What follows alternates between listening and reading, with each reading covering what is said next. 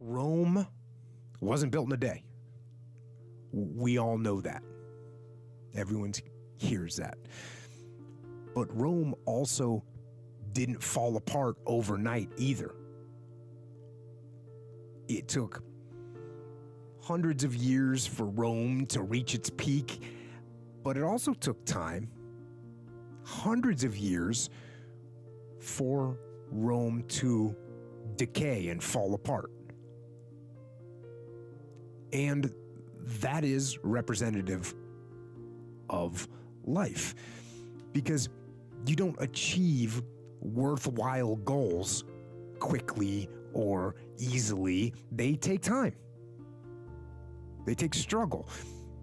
They take relentless pursuit day in and day out. That's what it takes. But also, things don't usually fall apart quickly either. At least at first, it's a slow process.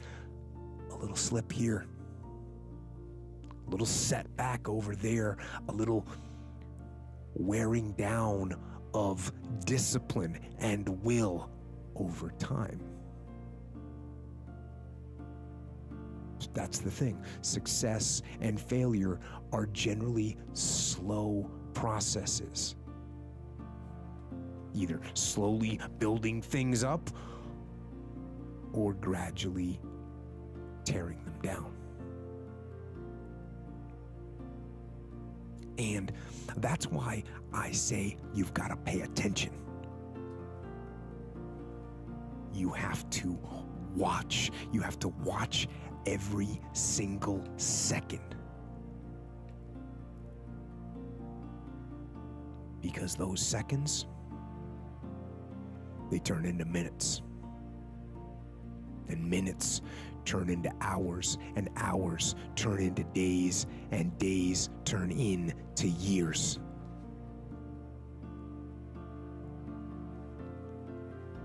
And so, that second that just went by, that counted. And so did that second. And so did that one. And in those precious seconds, you were either building or you were decaying. You were either gaining ground or you were losing ground in that second. And in every second. Every second counts. So, make every second. How do you stop making excuses? This is actually pretty simple. And I said it the other day, and you have to realize, you have to know, you have to accept that all your excuses are lies. They are lies, all of them. Think about the things that you tell yourself, the lies you use to rationalize taking the easy road. Taking the easy road and leaving discipline behind. Think about them. You don't have time. That's a lie. You don't have support. That's a lie. You don't have the equipment or the gear. Lies. You don't know the best way. Who cares? That's a lie. Or you're too old or you're too young. Of course you're too old or too young. Lie. And there's you're too busy. Sure you are. That's a lie. And you're too tired, or you're too sore, or you're just plain not feeling it. Lies, lies, lies. And the list goes on and on and on. And it doesn't stop if you don't make it stop. So recognize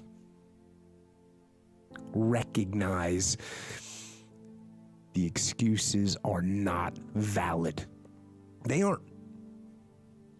They're trumped up. They're conjured up. They're fabricated. They're lies. And how do you stop the lies? You stop the lies with the truth. The truth. The truth will set you free. The truth will stand, and the truth will deliver you from procrastination and laziness and the downward spiral that comes with a lack of discipline. So don't believe the lies, believe the truth. And the truth is, you have time. You have the skill, you have the knowledge and the support and the willpower and the discipline to get it done. So cast out the lies, burn them down, and listen to the truth, and live the truth, and go out and get it done. Self-help or self-management or self-improvement, I don't really like what those words have come to mean these days, because there's a lot of people out there that are constantly trying to improve themselves by looking for the one change. The one change, right? The one change in their life that's gonna make their dreams come true.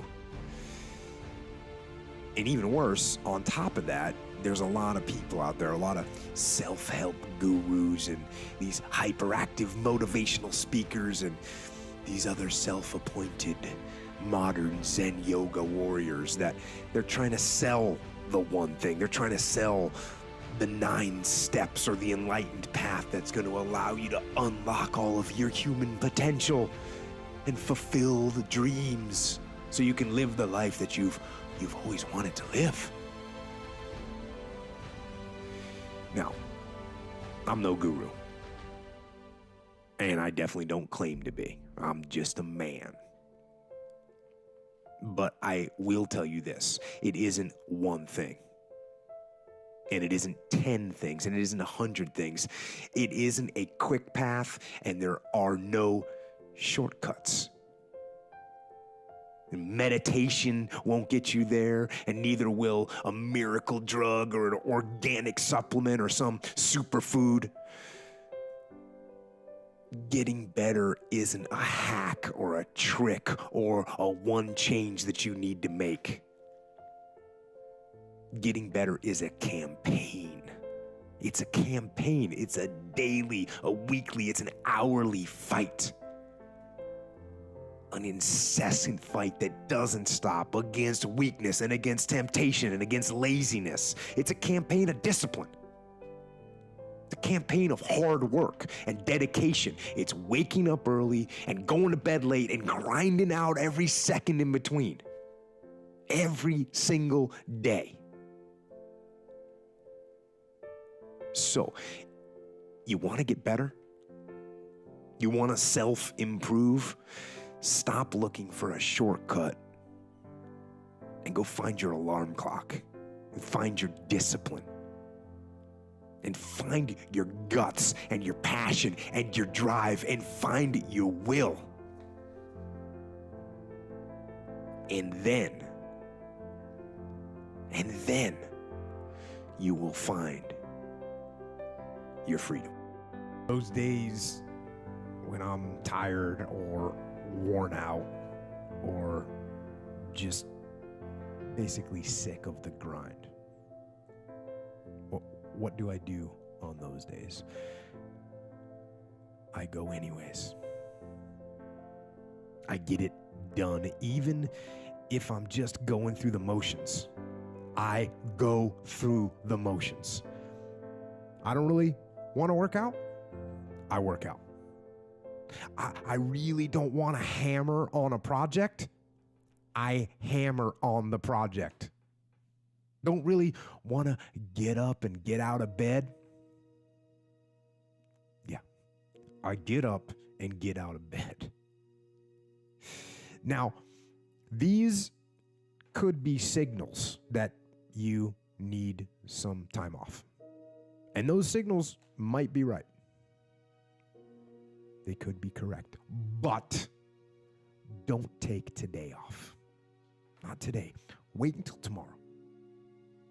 Don't give in to the immediate gratification that is whispering in your ear. Shut that down. Do not listen to that little voice. Instead, go through the motions. Lift the weights, sprint the hill, work on the project, get out of bed. Now, as an overall rule, I do not like procrastination. You need to get things done. But if you are going to rest, that is one thing that you should procrastinate on. That's the one thing I want you to put off until tomorrow. And if, when tomorrow comes, you still feel like you need to rest or you need to take a break, then okay. Take it.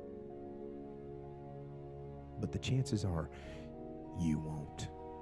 You won't need that rest. Chances are you will realize that the desire to rest was just weakness. It was just the desire to take the path of least resistance, the downhill path, the easy path. And by simply going through the motions, you overcame that path. And you stayed on the righteous path, the disciplined path. You stayed on the war path, which is right where you know that you belong. I keep getting asked this type of question: how do I get discipline, or how do I want discipline, or how do I maintain discipline? And the answer, it's a simple answer, but obviously it's not easy. And there's all kinds of little tricks and methods that people talk about. And, they have some merit. Maybe they do work, these things, do the little things people say, and wake up early. I say that, and write things down, and take cold showers, and tell everyone what you're going to do. So broadcast it, and make promises, or make bets with your friends of something that you don't want to lose. And those things, those ideas, they're cool. I'm sure they're going to have some impact, and if they work for you, that's awesome.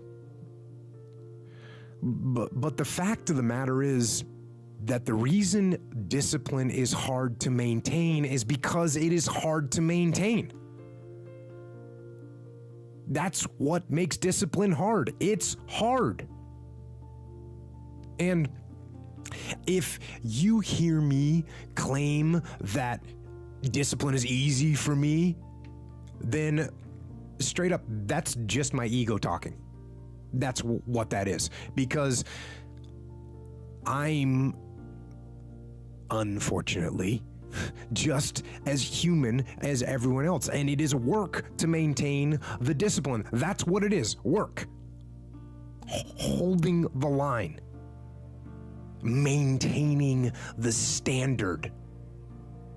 Giving no slack, none. That's the discipline. That's the discipline, and it is hard. And if there's one thing I would say that does make it easier, it's to envision what it feels like when you're done.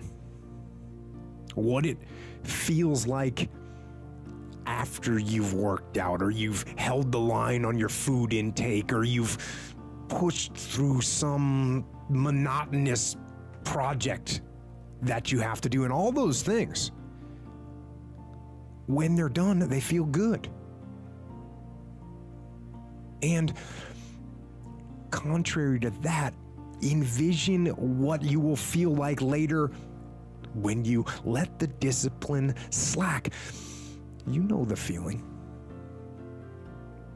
feeling weak and defeated, and you know that you're falling behind.